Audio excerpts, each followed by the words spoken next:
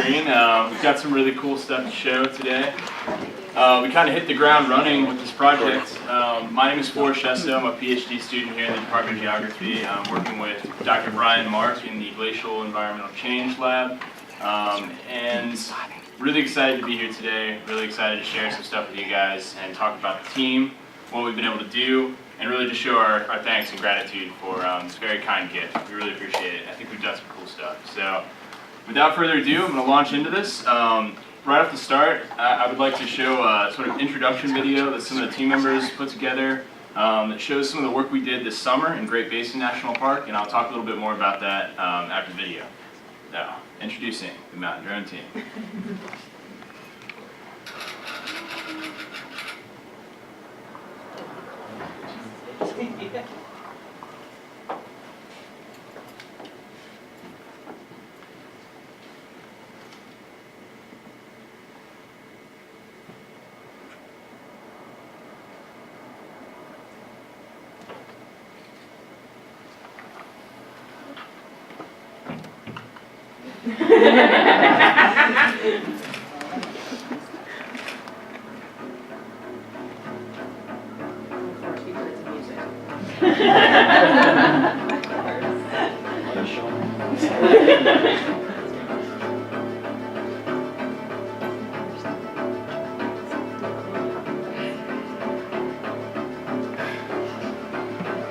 Forest fire smoke. That's why it's so hazy.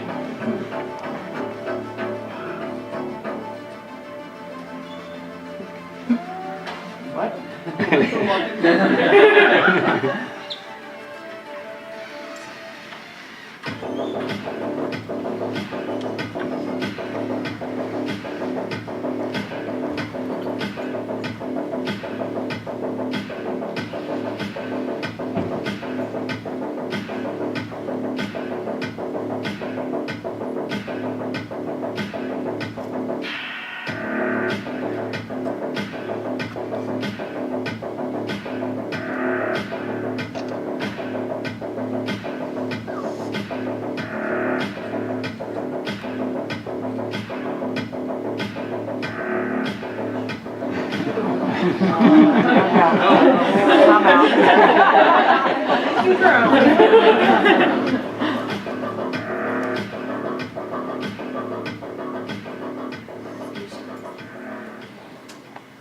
Alright, so our big question here that we look to aim to shoot for is how are high mountain glaciers changing? How are the environments around them changing?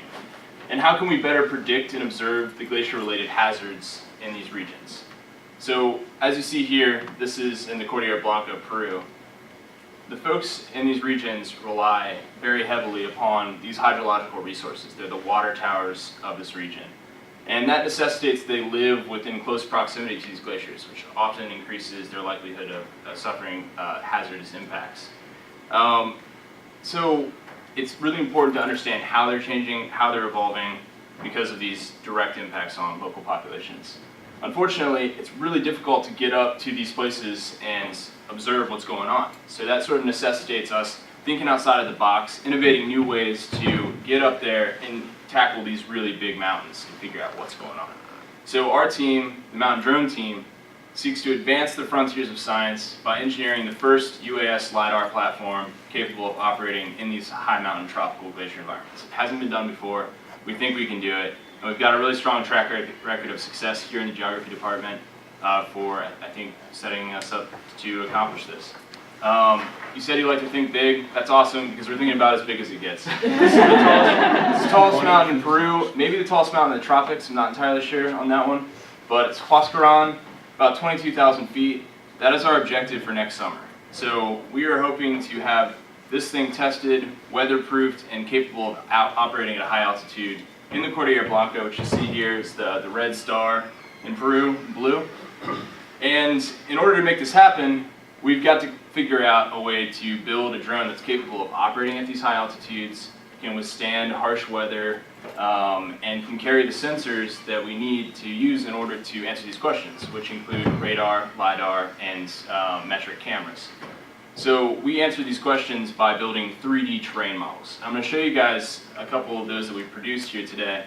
But essentially what these 3D models of terrain allow us to do is figure out ice loss in terms of a volumetric analysis, as well as simulate different debris flows like avalanches, floods, landslides. This was the concept, and as you see, we've made a lot of progress. We're getting close. And the first step was putting together a really awesome team. And I cannot stress enough that this is the product of an awesome team. So I set out to build this team across campus to connect and collaborate with different departments, pull folks together, and now we've got 9 undergraduate students representing GIS majors, geography, both physical and human, environment, economy, development, and sustainability, EADS, electrical, computer, aerospace, and computer science engineering, and 2 graduate students, Ash here and myself. And we were all brought together from across this massive campus by you guys. Thank you so much, Sharp Innovation Commons, and here, the Department of Geography. So we've got Nishay, Chief Pilot, we've got Evan, leader of the flight controls team, Ash here, remote sensing, Sarah, remote sensing, Michael, programming, Gus, flight controls, Jake, flight controls, Danny, flight controls, and Charlie, who's also on programming from the data analysis side of things. This is our awesome team we've thrown together, and we just launched right in. We hit the ground running, and we put this thing together in no time. We threw together that plan in SolidWorks, and after a lot of 3D printing, we're really big on it, and a lot of almost maybe kind of getting electrocuted from tinkering, we've been able to assemble this guy here as well as our test drone here, and we've been really putting it together and putting it to use. So, the most difficult part now has been learning how to communicate with these machines, speaking the same language as them, getting to know them, and it's been a really great learning opportunity for students. This is the brain here of our test drone. It's the same one on there, so we can code stuff and see how it works on this, crash this, 3D print new propellers, and try it again, 3D print new legs. You'll see that nothing is uniform on this guy. Crashed quite a few times, a lot of grass stains on the blades. So, it's been a great opportunity to get our hands on. And here we've got our sort of test rig that we bring outside, and this is the 2 sister drones in the lab environment. Really fortunate to have Dr. Brian Mark's support. He's sort of allowed his lab to be turned into a drone shop. Really grateful for that. It's not always easy, I'm sure. And so what is this all about? What do we do with this? That's a really important question here. This is applied science, so we've got a goal. We have been working with the Columbus Metro Parks. They've graciously allowed us to use a quarry that they're turning into a park as a test site. And this sort of demonstrates how we go about some of our photogrammetry analysis side of things. We send the drone up and we collect data from all these different blue squares, image it, and we stitch it together using these ground control points where we take precise GPS measurements. After we do that, we can begin to see a rough terrain model. But we've been refining our whole process over the course of the summer to the point where now we're getting these results that are just unprecedented resolution. We're very excited about it. We've got it down to about a centimeter resolution, hoping to go even smaller than that. You can see that we can, at this point, check out tire tracks in the quarry. We can see the tire itself. And it's amazing the transformation that we've seen using these platforms just over the course of the last few months. And we're so excited to step this up and move forward in the future. We were able to apply this summer with the help of a number of different resources, including the Department of Geography, the State Climate Office of Ohio, and the Western National Parks Association, as well as the Connect and Collaborate grants. We were able to send some of the mountain drone team folks out to Great Basin National Park on the Geography Department's annual GBEX expedition. And we were able to survey the rock glacier out there, which is outlined in red here. And this is the flight plan that I was able to program that took altitude into consideration underneath Wheeler Peak. And sort of a look at what data we were hoping to gain, gridded data and whatnot. So it's a great environment for us to test stuff and figure out what we're up against for Peru next summer. And this is what we've been able to create so far. And I'm really excited to share this. It's the first time anyone has seen this. But this was our early initial model. It's very rough. Kind of looks like Play-Doh, honestly. But we've got these GPS control points, and we were able to collect all of this, with thanks to these folks, and as well as Jim DeGran, who's here today, John Morgan Manos, who's an alumni from this department, and get this sort of coverage that I think is unprecedented. And we were able to use a drone to collect this more safely than has ever been done before, and for the first time in this national park. So this is brand new sort of information. We used this to create a triangulated irregular network that we stitched together over a 3D surface and created this mesh that we then were able to process into a complete 3D model, which you'll see here in a moment.